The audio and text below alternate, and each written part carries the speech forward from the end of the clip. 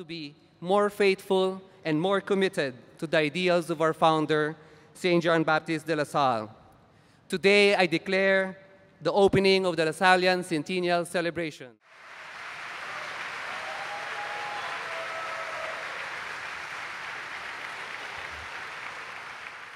Executive of the Republic of the Philippines, himself a true Lasallian in mind, heart, and soul.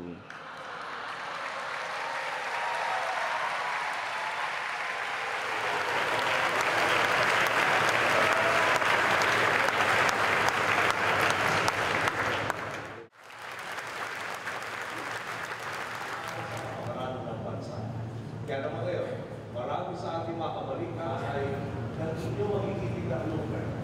Mulat ako sa tapang ng DLSU, lalo na mga De La Salle Brothers na nanindigan kayo para sa pagbibitiw ni Ginang Arroyo bunsod ng Hello Garcia scandal.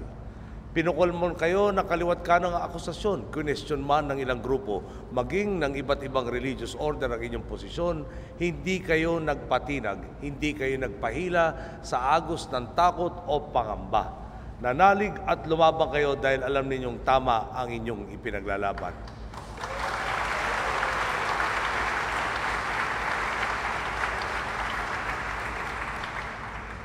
At mali, kahit saang anggulo patignan ang pakikikuntsaba at panlalamang para imaniobra ang resulta ng halalan, lalo pa kung ang mismong akusado ay ang Pangulo ng Bansa.